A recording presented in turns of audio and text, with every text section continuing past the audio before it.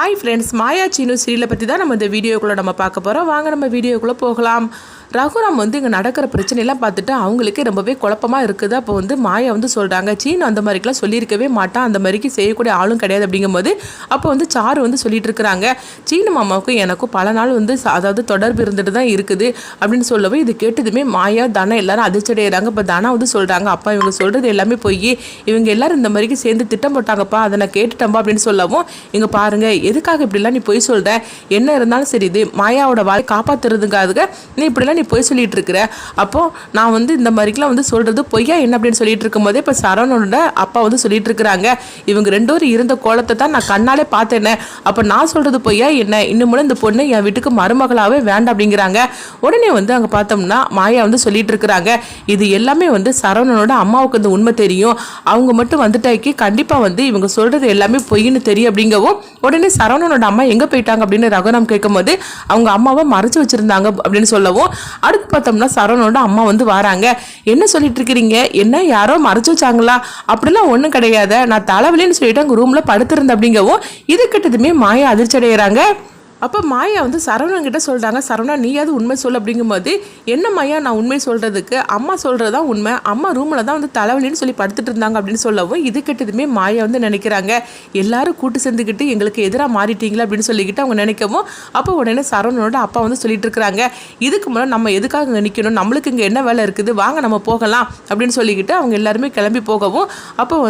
பார்த்தோம்னா சாரு சொல்லிட்டு இருக்கிறாங்க, எனக்கும் சீனு மாமாவுக்கும் பல நாள் தொடர்பு இருக்க தான் செய்யுது, அது மட்டும் இல்லாமல் அத்தை நீங்கள் சொல்லுங்கள், அவங்க ரெண்டு பேரும் தான் டைவர்ஸ் வாங்கி பிரிஞ்சுட்டாங்களா அப்படின்னு சொல்லவும் இது கிட்டதுமே பத்மாவும் சொல்கிறாங்க, ஆமாண்ணா அவங்க ரெண்டு பேருக்கும் டைவர்ஸ் ஆகி போச்சு அப்படிங்கிறாங்க. இது கிட்டதுமே மாயாவும் சீனுவும் அதிர்ச்சி அடைகிறாங்க, என்ன சொல்லிட்டு இருக்கிறீங்க அப்படின்னு கேட்கும்போது அப்போ ரகுராம் கேட்டுட்டு இருக்கிறாங்க, நீ சொல்கிறதெல்லாம் உண்மையானு சொல்லி கேட்கும்போது அப்போ மாயா சொல்கிறாங்க, பெரியப்பா இவங்க சொல்கிறதெல்லாம் நம்பாதீங்க, அப்படிலாம் ஒன்றும் கிடையாது அப்படிங்கவும் அப்போ ஜானையும் கேட்டுட்டு இருக்கிறாங்க, என்ன மாயா பத்மா சொல்கிறது உண்மைன்னு கேட்கும்போது இங்கே பாருங்க பெரியம்மா, அப்படி நாங்கள் ஒரு முடிவு எடுத்தது உண்மைதான், ஆனால் அதுக்கப்புறம் அது பாதிலே நிறுத்திட்டோம், அதுக்கப்புறம் எங்களுக்கு எதுவும் நடக்கலை, டைவர்ஸ்லாம் ஒன்று ஆகலை, நாங்கள் ஒன்று சேர்ந்து தான் இருக்கோம் அப்படிங்கும்போது உடனே பத்மா கொஞ்சம் இருங்கன்னு சொல்லிக்கிட்டு அவங்களுக்கு பிரிஞ்ச ஆதாரத்தை கொண்டு காட்டுறாங்க ரகுராம் கிட்ட. இதை பார்த்ததுமே ரகுராம் அதிர்ச்சி அடைகிறாங்க, அப்போ பத்மா சொன்னது எல்லாம் உண்மைதான், இவங்க ரெண்டு பேரும் பிரிஞ்சுட்டாங்க, அது மட்டும் இல்லாமல் இப்போ இவங்க ரெண்டு பேரும் கணவன் மனைவியே கிடையாது அப்படிங்கிறாங்க. இது கிட்டதுமே மாயா ஐயோ அப்படிலாம் நாங்கள் பிரியவே இல்லை, இதெல்லாம் எப்படி நடந்துச்சுன்னு தெரியாது அப்படிங்கும்போது அப்போ பத்மா சொல்லிட்டு இருக்கிறாங்க, அண்ணா உனக்கு தான் தெரியும்னா அந்த மாயாவை பற்றி அவள் பொய் சொல்வான்னு அப்படின்னு சொல்லவும் அப்போ ரகுராம் சொல்கிறாங்க, அப்படி நீ உண்மை சொல்கிறதா இருந்தால் அப்போ இந்த ஆதாரத்துக்கு என்ன வழி அப்படின்னு சொல்லிக்கிட்டு மாயா கிட்ட கேட்கவும் உடனே மாயாவும் அதை வாங்கி பார்க்குறாங்க. பார்த்ததுமே அவங்க அதிர்ச்சி அடைகிறாங்க, ஏன்னா அவங்க ரெண்டு பேரும் பிரிஞ்ச மாதிரிக்கு தான் அதில் ஆதாரமாக இருக்குது. இதை பார்த்ததுமே மாயா சொல்கிறாங்க, பாரு சீனு இங்கே என்னென்னமோ நடந்துட்டு இருக்குது, ஆனால் நீ எதுவுமே பேசாமல் அமைதியாக இருக்கிறீ அப்படின்னு சொல்லும்போது உடனே சீனு சொல்கிறாங்க, இங்கே பாருங்க மாமா, அம்மா சொல்கிற மாதிரிக்கு எதுவும் கிடையாது, நாங்கள் பிரியணும்னு சொல்லி முடிவெடுத்தோம், ஆனால் அதுக்கப்புறம் நாங்கள் ரெண்டு பேரும் ஒன்று சேர்ந்துட்டோம், இந்த மாதிரிக்கெல்லாம் நாங்கள் முடிவெடுக்கவே இல்லை அப்படிங்கும்போது உடனே பத்மா சொல்லிட்டு இருக்கிறாங்க, இவங்க ரெண்டு பேரும் சொல்கிறதெல்லாம் பொய்னா அப்படின்னு சொல்லவும் அப்போ சாரு சொல்லிட்டு இருக்கிறாங்க, சீனு மாமா மாயா வேண்டான்னு சொல்லிட்டு அவர் பிரிஞ்சுட்டாரு, அதுக்கு பிறகு தான் அவர் என்ன விரும்ப ஆரம்பிச்சாரு அப்படின்னு சொல்லவும் அது மட்டும் இல்லாமல் நான் இப்போ என்னுடைய வாழ்க்கையை நான் இழந்துக்கிட்டு இருக்கிறேன் அப்படின்னு சொல்லிட்டு இருக்கும்போது உடனே மகாலிங்க சொல்லிட்டு இருக்கிறாங்க, இங்கே பாருங்க ரகுராம் ஐயா, இதுக்கெல்லாம் என்ன முடிவுன்னு நீங்கள் தான் சொல்லி ஆகணும் அப்படிங்கவும் பத்மாவும் சொல்கிறாங்க, ஆமாண்ணா இதுக்கு நீ தான் ஒரு முடிவு சொல்லி ஆகணும் அப்படிங்கவும் ஜானகி பதட்டமாக இருக்கிறாங்க, ஐயோ என்னென்னமோ நடந்துக்கிட்டு இருக்குது மாயா, என்ன மாயா நடக்குதுன்னு எனக்கு ஒன்றுமே புரிய மாட்டேங்குது அப்படிங்கும்போது இப்போ மாயாவும் சொல்கிறாங்க, ஆமாம் பிரிமா இங்கே என்ன நடந்துட்டு இருக்குன்னு எனக்கே ஒன்றும் புரிய மாட்டேங்குது, அப்படிலாம் நாங்கள் பிரியவே இல்லை அப்படின்னு சொல்லிட்டு இருக்கும்போது அப்போது அந்த கையில் இருக்கிற ஆதாரம் பொய் அப்படின்னு சொல்லி கேட்டுட்டு இருக்கவும் அதுதானே தெரியல எனக்கு அப்படின்னு சொல்லிட்டு இருக்கும்போது அப்போ ரகுராம் ஒரு முடிவு எடுத்துருந்தாங்க. இதில் உள்ள பத்திரத்தில் பார்க்கும்போது எல்லாமே அதாவது மாயாவுக்கு எதிராக தான் இருக்குது. உண்மையை சொல்லப்போனால் சீனுவும் மாயாவும் டைவர்ஸ் வாங்கி அவங்க பிரிஞ்சுட்டாங்க, அதனால இன்னும் அவங்க கணவன் மனைவியே கிடையாது, அப்படி இருக்கும்போது இவங்களுக்குள்ள என்ன சம்மந்தமும் கிடையாது, ஆனால் சீனுவும் சாரும் சேர்ந்து வாழ்ந்துருக்குறாங்க, அதனால அவங்க ரெண்டு பேருக்கும் கல்யாணம் பண்ணி வைக்கிறது தான் என்னுடைய முடிவு அப்படின்றவும் இது கேட்டதுமே மாயா அப்படியே துடிச்சு போயிருந்தாங்க. அடுத்து பார்த்தோம்னா இந்த கல்யாணத்துக்குள்ள வேலையை பாருங்க அப்படின்னு சொல்லவும் இது கேட்டதுமே மகாலிங்க டீம் அவ்வளோ மாதிரி சந்தோஷப்பட்டு இருக்கிறாங்க.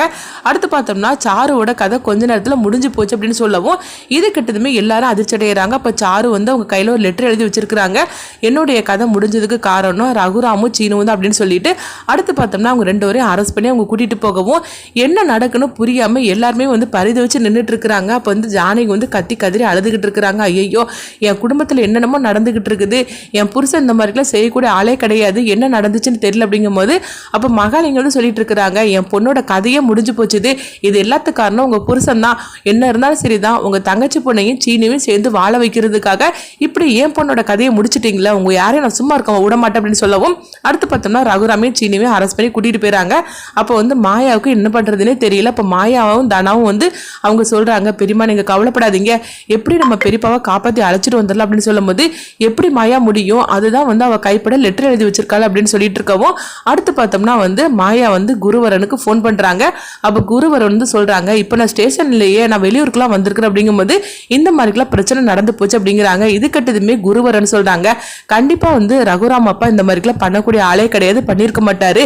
இதில் ஏதோ ஒரு சதி வேலை நடந்திருக்கு அப்படின்னு சொல்லவும் ஆமாம் குரு நீங்கள் சொல்கிறது உண்மைதான், ஆனால் என்ன பண்ணுறதுக்கு தெரியலையே, அது மட்டும் இல்லாமல் சாரு வேற கைப்பட லெட்டர் எழுதி வச்சனால தான் அதுதான் இப்போ பெரிய ஆதாரமாக இருக்குது அப்படின்னு சொல்லவும் அப்போ குருவர் வந்து சொல்லிட்டு இருக்கிறாங்க, இங்கே பாரு மாயா நீ போய் லாயரை பாரு, நான் வந்து நாளைக்கு வந்துடுவேன் அப்படின்னு சொல்லவும் உடனே வந்து மாயாவும் சரி அப்படிங்கிறாங்க. அடுத்து பார்த்தோம்னா மாயாவும் தனாவும் போய் லாயரை வந்து பார்க்குறாங்க. லாயர்கிட்ட வந்து இந்த எல்லா விஷயத்தையும் சொல்லவும் அப்போ அவர் வந்து சொல்கிறாங்க, என்னம்மா அதாவது அந்த பொண்ணோட கதை முடிஞ்சு போச்சுனால அது மட்டும் இல்லாமல் அந்த பொண்ணு வந்து கைப்பட லெட்டர் எழுதி வச்சிருக்கிறா, இதனால ரகுராம் ஐயாவுக்கு எதிராக அந்த சாட்சி வந்து அந்த ஆதாரம் வந்து ரொம்பவே ஸ்ட்ராங்காக இருக்குது அப்படின்னு சொல்லவும் அப்போ மாயாவும் தனாவும் சொல்கிறாங்க, கண்டிப்பாக எங்கள் பெரியப்பாவும் சரி என் வீட்டுக்காரனும் சரி இந்த மாதிரி செஞ்சிருக்கவே மாட்டாங்க அப்படிங்கும்போது அது உனக்கு தெரியுது எனக்கு தெரியுதுமா, அந்த கோர்ட்டில் வந்து ஆதாரத்தை தானே கேட்பாங்க, அது மட்டும் இல்லாமல் அந்த பொண்ணு உயிரோடு இருந்தால் கூட பரவாயில்ல, அந்த பொண்ணோட கதை முடிஞ்சு போச்சுனால ரகுராமுக்கும் சீனுக்கும் எதிரான ஆதாரமாக தான் இது இருக்கும் அப்படின்னு சொல்லவும் இதை கெட்டதுமே வந்து மாயாவும் தனாவும் அவங்ககிட்ட வந்து சொல்லிட்டு இருக்கிறாங்க,